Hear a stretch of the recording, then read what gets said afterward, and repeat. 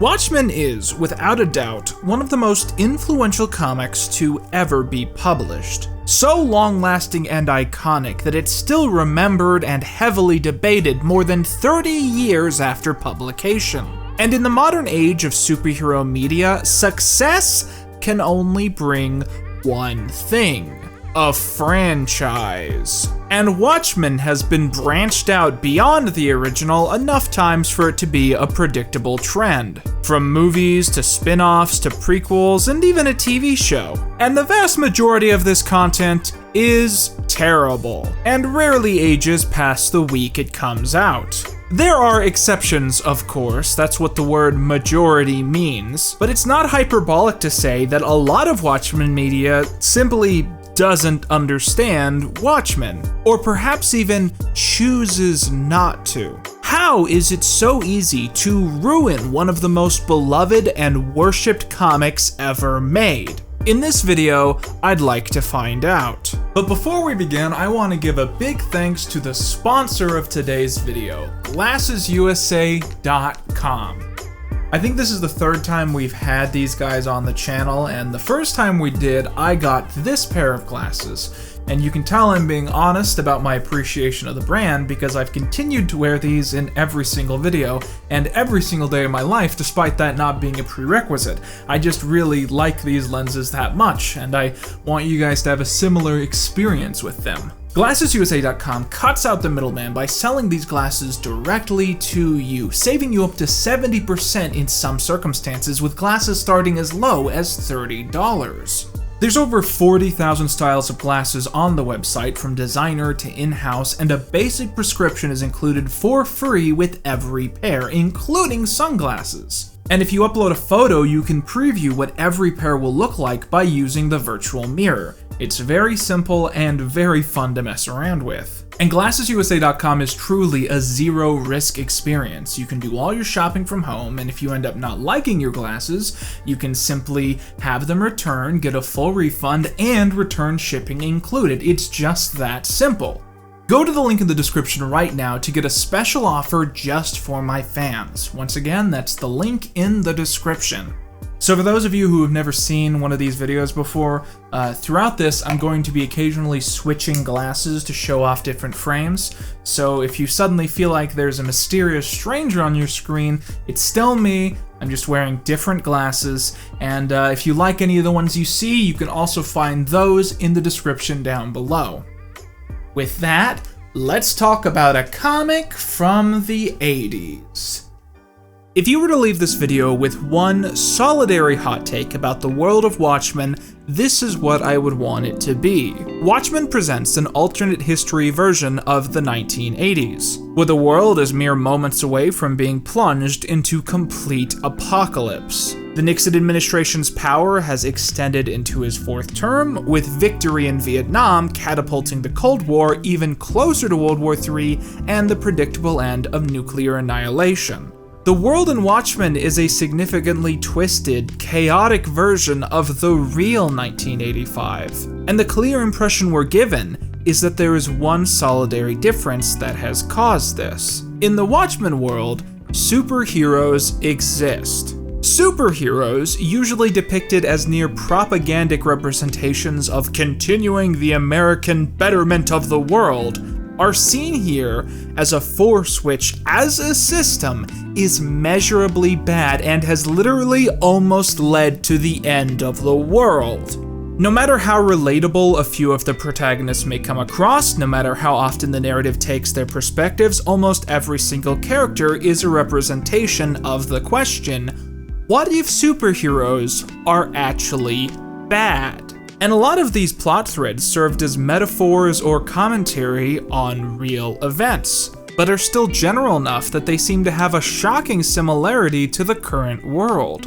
One of the only characters we're expected to relate to is Daniel Dreidberg, aka Night Owl. And one of the core reasons is that he's retired at the beginning of the story. One of the first flashbacks we're shown is him working with the comedian who, alongside Rorschach, is meant to be a spoof of heroes like Batman. Basically asking, how messed up do you have to be to dress up in a Halloween costume and beat up random people in the street? In the scene, Night Owl and the comedian are sent by the government to pacify protesters, who are protesting, get this, there not being enough cops. Alright, the Watchmen universe is pretty upside down, I guess that tracks. But the core imagery of this scene is dedicated to just how much the comedian revels in the cruelty of the task set out before him. If this took place in the real DC universe, the character would be seen as a villain on par with the Joker. But in this world, this is simply what heroes are. Scenes like this inspire the most famous line from the comic: "Who watches the Watchmen?"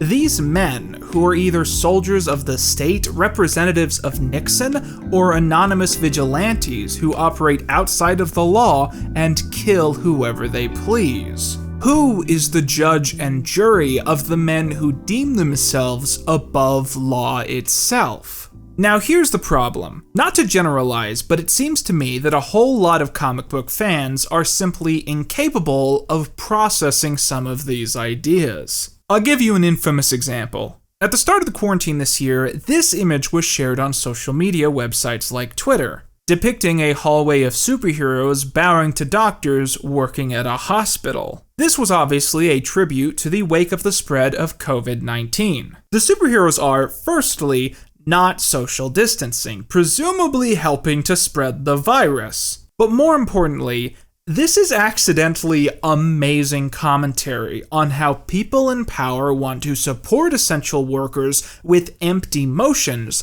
instead of, changing the world to actually help them. But the first thing that stood out to me was the inclusion of Dr. Manhattan in the group of superheroes featured. As if he was just as much a hero to the artists as Superman or Iron Man. Let's use this as a chance to reanalyze another scene in the book, the victory in Vietnam, where the ultimately omnipotent character Dr. Manhattan uses his powers to decimate and assimilate what America has deemed the enemy. To people who read Watchmen without understanding the culture surrounding it, this is just a cool what-if piece of history. But what's important to remember is what America's ultimate defeat at the hands of Vietnam meant to writers at the time. Americans after the end of the war developed a very cynical view of the conflict, almost unanimously seeing the United States' actions as misguided at best and malicious at worst. It was a war essentially designed in a corporate office in order to keep stock prices up by denying a foreign nation a planned election. And Dr. Manhattan is a character who should understand all of this because he can literally see into the future. He, by all accounts, probably understands everything about the war that we do in the future. And he fights in the conflict despite this because he believes that happening is inevitable. And this breeds in him what becomes his defining character trait. Not only a lack of understanding of the difference between good and evil, but a lack of investment in the idea that there is a difference at all. A live body and a dead body contain the same number of particles. Structurally, there is no discernible difference. Life and death are unquantifiable abstracts. Why should I be concerned? Even his name, Dr. Manhattan, is supposed to harken back to the Manhattan Project. And if I think of two things when I think of the Manhattan Project, I think of humans becoming gods of destructions and realizing that is perhaps not good, and then immediately choosing to decide that their roles in this moment was outside of their own control. They were just cogs in a machine that would have kept running even if they hadn't been there. So here's the question. Why do people still find it so easy to look at these characters, who are consistently portrayed to be bad and only bad, as people they still want to look up to? Figures that they want to see more adventures out of? Well, it's because most people fail to be able to process the idea of a hero being guilty of anything beyond making mistakes. We're trained to believe that superheroes being good is an inevitability, because the system of heroes existing is good by itself. I mean, just look at Rorschach. the racist, sexist, incompetent, far-right nutcase who happens to be the worst detective of all time. To more, he was written to be the worst person ever, a representation of what a vigilante would be like in the real world. But to fans, he's just a cool badass. Basically, Rorschach fans describe the character in the same way news headlines describe white mass murderers. And it makes sense that geek culture can't handle the idea of these superheroes being, well, shit. Because in their minds, they're part of a system that has to exist. If Manhattan wasn't out there stopping bank heists, then the criminals would just get away. So they see the events of the comics as individual moments in the lives of good people, which don't form any other theses. And this has created what I view to be the genesis of modern comic book writing. Thinking Watchmen is cool without ever asking yourself to think about Watchmen. Zack Snyder is obviously one of the most influential voices in the modern evolution of comics and how people look at Watchmen. And it's thus fitting that his work often represents the biggest issues in the medium. When speaking about comics in 2016, Snyder described Watchmen as a series which changed comics because it made sex and violence seem cool. I had a buddy who tried getting me into normal comic books, but I was all like, no one's having sex or killing each other. This isn't really doing it for me. I was a little broken that way. So when Watchmen came along, I was, oh, this is more my scene. Everyone says these things about Batman Begins. Batman's dark. I'm like, okay. No, Batman's cool. He gets to go to a Tibetan monastery and be trained by ninjas. Okay. I want to do that. But he doesn't, like, get raped in prison. That could happen in my movie. If you want to talk about dark, that's how that would go. Boy, am I excited for that Snyder cut. When they say you should be less sexy and less violent, I say, but that's Watchmen. Truly, I am not sure if I've ever seen a quote by Snyder that really understands the themes or messages of Watchmen. Instead, he believes that his dedication as a fan is more important than anything else. He wanted to make an accurate adaptation as close to one-to-one as possible, and yet he doesn't understand why these stories are being told.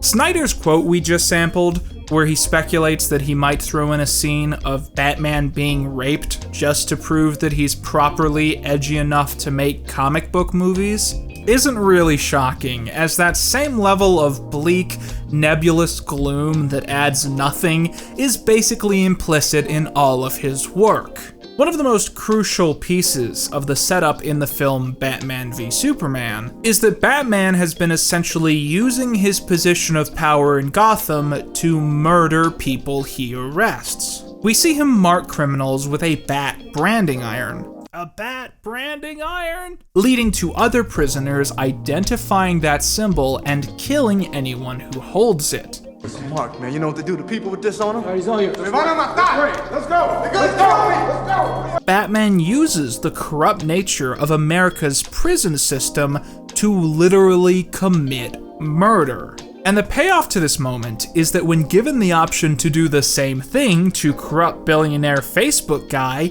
he decides not to. He faces no repercussions, he doesn't really repent for the people he's killed, he just shrugs, says, I won't do that again I guess, and then probably gets a 2-week paid vacation. This is a great example of the biggest issue with modern superhero media. It has absolutely nothing to say. Even and especially when it has the chance to say a thing, it either chooses not to or is made by people who really don't understand the content of the stories that they're telling. Part of the issue is that comic book stories eventually always become so obsessed with maintaining both an extended canon and a status quo that they end up having no connections to the real world. Let's talk about Marvel movies for a minute. In 2008, the film Iron Man was released and essentially kickstarted the general public's total obsession with every Marvel character ever.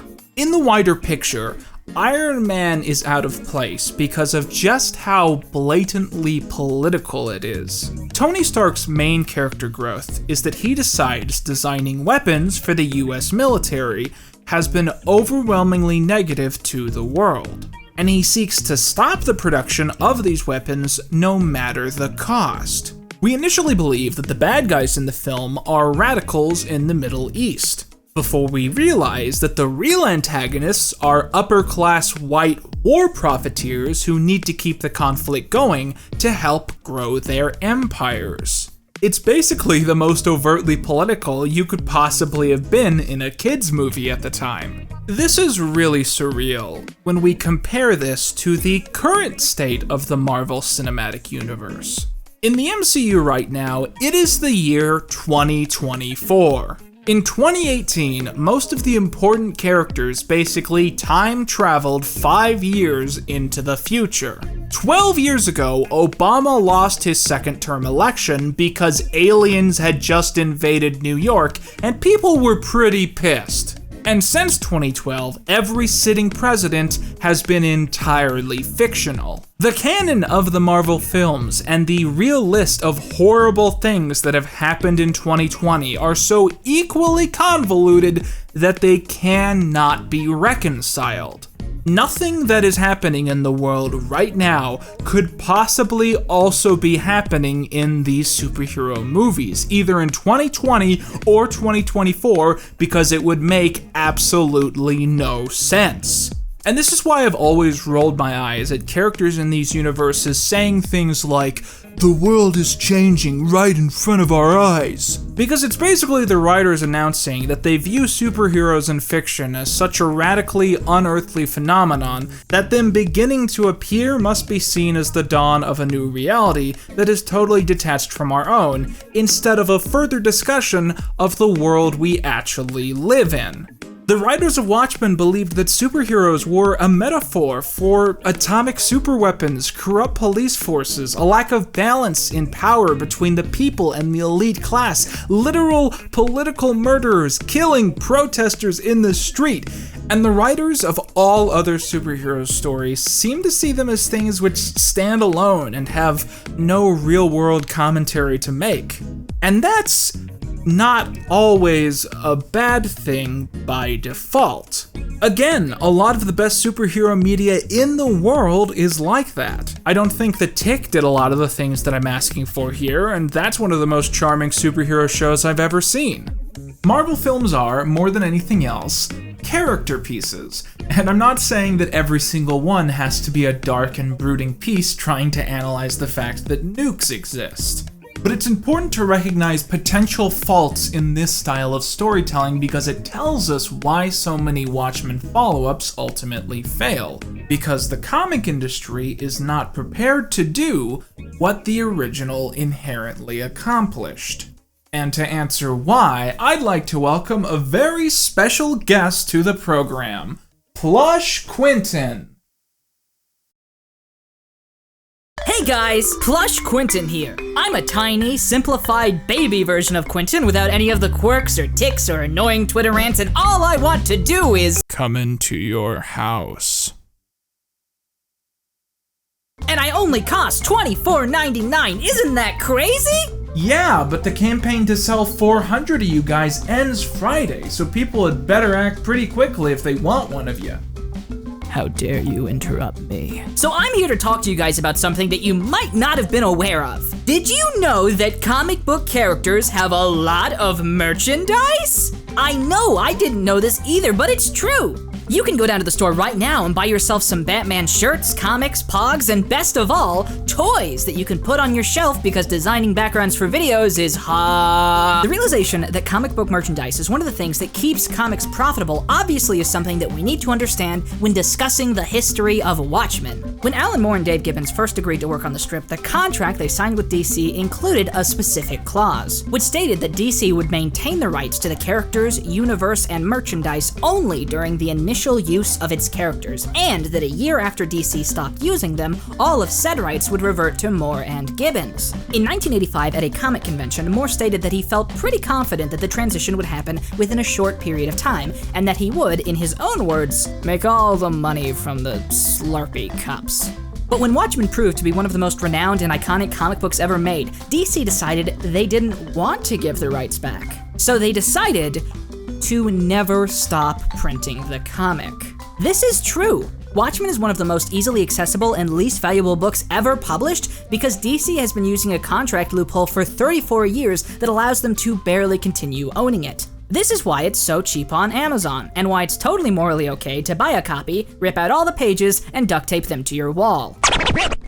So DC basically cheated two creators out of owning the rights to their own story exclusively because they wanted to keep the rights to these characters for movie tie-ins, t-shirts, books, and most importantly, action figures. But the problem is that making mass merchandise out of Watchmen doesn't make sense, unless you, again, have never forced yourself to actually think about the story. If you're buying a 2-foot-tall Dr. Manhattan statue to throw in the middle of your man cave, or a Rorschach shirt to wear around comic conventions, I don't think you read the book right. And you certainly don't understand the characters in the way that the writers intended. You might as well buy a Hannibal Lecter Funko Pop or a t-shirt that says, "Do not date me" in large red letters. The first thing is real. There's several Hannibal Lecter Funko Pops. Merchandise is stupid. Unless, that is, it looks like an overweight YouTuber and sells for $24.99, in which case, it's something you need in your home right now, and you only have 1 or 2 days left to go down to the description. Okay, Plush Quinton, I think the charm of the bit is kinda worn off, but thanks for stopping by. I swear to God, I'll kill you one day. Okay, thanks for having me on! So the modern conundrum of the DC marketing team is that every single one of their characters are designed to make toys out of, except for Watchmen. The bizarre black sheep narrative where all of the characters have a political point and thus it's stupid if you look up to them. And this brings us to the key moment where DC realized enough was enough. Watchmen was going to become a part of the DC family, and in order to do so, it would need to be really, really, really dumbed down. Ladies and gentlemen, I present Doomsday Clock, the comic that ruined Watchmen. So, at the end of the original Watchmen, Dr. Manhattan decides that he needs to leave their universe to explore elsewhere. And in Doomsday Clock, we find out that the first place he arrives is the canon DC universe. He arrives in 1938, where he meets a rising actor and takes him to a local diner, where a radio reports on the story of a superhuman being spotted in Metropolis. Instantly traveling there, he sees a green car smashed by inhuman force, with spectators recalling the event to the police. At the exact same moment, he's back at the diner, and the radio is silent. No one around him has ever heard of the superhuman, and Dr. Manhattan can no longer find any evidence of him. Before he shifts forward in time, discovering the Superman has suddenly been born much later in time. Dr. Manhattan is confused, and out of boredom begins purposefully fucking with different parts of the universe just to make different events play out in the future. It's July 1940. An engineer named Alan Scott is on a train careening over a bridge. He grabs onto a green lantern, unaware of the power within.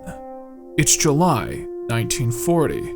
I move the lantern 6 inches out of Alan Scott's reach. Oh, come on! It's December 27th, 3019. There is nothing but darkness. It's November 3002. There is nothing. March 2084. February 2430. August 2192. May 2030. Nothing. Oh, that wacky Manhattan. Studying all of this carefully and accidentally causing the end of the world in doing so, Manhattan comes to a sudden realization. He's landed in a meta-universe, where events are constantly shifting and being rewritten, as well as affecting other realities. This is sort of neat analysis of DC Comics, if just for the fan service. It's cute to see scenes depicted in reference to earlier canons removed from the universe and long forgotten. For instance, one of the recurring characters is a 90-year-old man named Johnny Thunder, a character from the original canon who is the only person in the current universe who can remember the original timeline. And while the details of the DC universe are refined and feel intelligently implemented, all of the elements taken from Watchmen are just stupid. You remember the scene in the original where the comedian is sitting in his apartment only to be beaten up and thrown out the window? Well, in Doomsday Clock, Dr. Manhattan goes back in time and pulls the comedian from this moment and has him run around the canon DC universe because I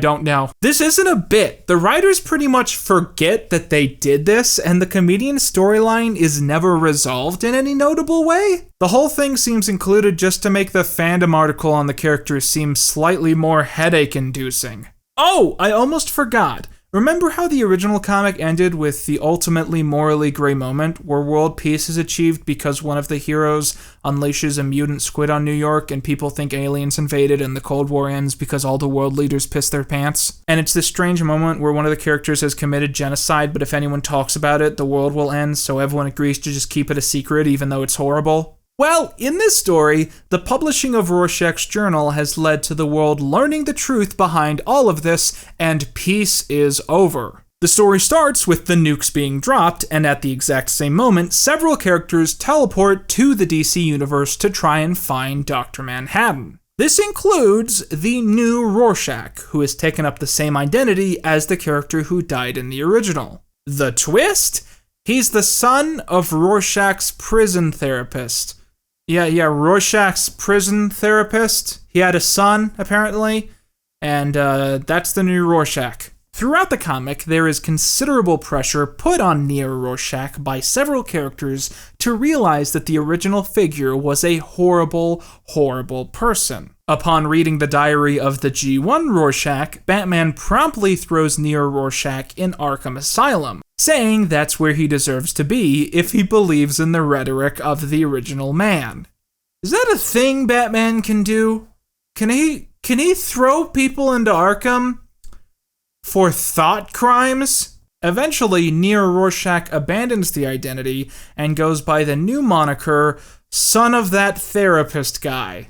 And get this, what is the thing that makes him realize that Rorschach was a bad guy he shouldn't worship after his death? Was it because he ran around murdering people or he was a belligerent racist? No. It's because he finds out that his dad got really depressed after being Rorschach's therapist and his parents got a divorce entirely because Rorschach just messed up his dad's brain that much. I can excuse mass murder, but I draw the line at causing my parents' divorce. But eventually, Alfred comes to see that he is a good man, and he and Batman decide to convince him to take the mantle back up. I read Kovac's journal too. I know who John Osterman is. Know who Rorschach is then? Know why I can't wear that mask? You see a monster when you look at that mask, but you can take it, change it, make people see something else. Beyond this, there's also the storyline of Dr. Manhattan. As soon as he arrives in the DC universe and gains his omnipresence there, he realizes his vision into the future only goes so far, to the moment he sees Superman dashing towards him. After that, there is only blackness. At that moment, Superman either kills him or he destroys the universe in fear. Throughout the whole event, this is constantly teased, and then, in issue 12, we finally see the moment play out. Hello, Superman. Oh, you're naked. You're going to kill me. Oh. Or maybe I'll kill you. Ah. Hey, I'm in the middle of something. Can we... During his encounter with Superman, Dr. Manhattan realizes there's a third option he hadn't considered. he couldn't see past that moment because he chose not to allow himself to. He realizes in that moment that he has become the villain of Superman's universe, and that his lack of empathy and investment has caused him to become more destructive than any supervillain. So instead of being the morally ambiguous yet metaphorical figure he was before, Dr. Manhattan makes a choice. He's going to act like Superman, because Superman is pretty damn cool. He rewrites time again, restoring the Green Lantern powers as well as the Justice Society of America from the original canon that a whole 5 people remember, creating a timeline where Superman's parents are still alive. Batman doesn't get shit. But more importantly, he returns to his own universe, the Watchmen universe, and uses his powers to fix the world, throwing all of the planet's nukes into the sun, like Superman did in that movie everyone famously likes. And he steals a baby and raises that baby as his son, because he is a moral person now, and he names that son Clark. And in the final scene, Clark is returned to his real parents, and the world is now at peace, because Manhattan intervened to fix everything, just like Superman would. Man, do you know what this says about, like, society? Nothing! So let me get this straight. The people who made Doomsday Clock were asked to create more in the Watchmen franchise, and their first insight was, hey, these characters are nothing like our normal on-brand superheroes. They're complex, they're unlikable. One of them's a deranged psychopath. One of them is a centrist and also a pedophile. And they said, hey, do you know what we should do? Do you know what the original creators intended? Let's do a story where their characters meet their DC Universe counterparts, where they understand what it means to be a DC branded superhero, and then they decide to be good superheroes instead. Superheroes good. That's the lesson. Now we can sell blue guy penis on thermoses without being called hacks. How could someone have missed the point of Watchmen so blindly? You might as well have done a comic where Manhattan goes on space ghost coast to coast and somehow learns a lesson from that, which changes the fundamental context of his entire canon. But you're supposed to be in jail. Yeah, and you're supposed to be dumpster diving for ham scraps, you 6-piece chicken McNobody. That's how meaningless this series is in terms of actually adding anything to the Watchmen lore, or the Superman lore, or really contributing anything to anywhere ever. I mean, I just cannot comprehend how someone could spend several years working on this comic, and all for the purpose of assigning the Watchmen franchise the same faults of every other comic book franchise in the world. What does this story have to say about what's happening outside right now? What do these things represent to actual conflict? The writers couldn't tell you, and I'm certainly not going to try to if they didn't think it through that far. So, I want to start to wrap up this video on something of a funny note. You know that Watchmen TV show? The one that everyone either loves or they think it's political? I've never watched it. I know, I've done a Watchmen video that was basic homework, but I just wanted to keep this one roughly under 40 minutes, and I knew if I watched that show, I'd probably like it enough that it would add another hour and a half to the video. But if you guys still want to hear me talk about that, then I could sit down and watch it for real and make another standalone video about it. And if you guys would like that, hit subscribe and leave a comment down below. Those two things combined will tell me there's a general interest in that idea. You know, I had to read a lot of comics today, and it's a damn good thing that we have today's sponsor to thank for that. Oh wait, I'm nearsighted. Whatever, transitions are hard. GlassesUSA.com is good, and they're also our sponsor, so it's good that that's the case. Again, at GlassesUSA.com, you can get up to 70% off of quality frames with lenses included. And if you go down to that link in the description, you'll get a short-term discount just for my fans, but that's only if you go down to that link right now. Would you guys believe these are prescription? Like I can see out of this? With that, I've been Quinton Reviews, this has been my Quinton Quarantine, and that's all you need.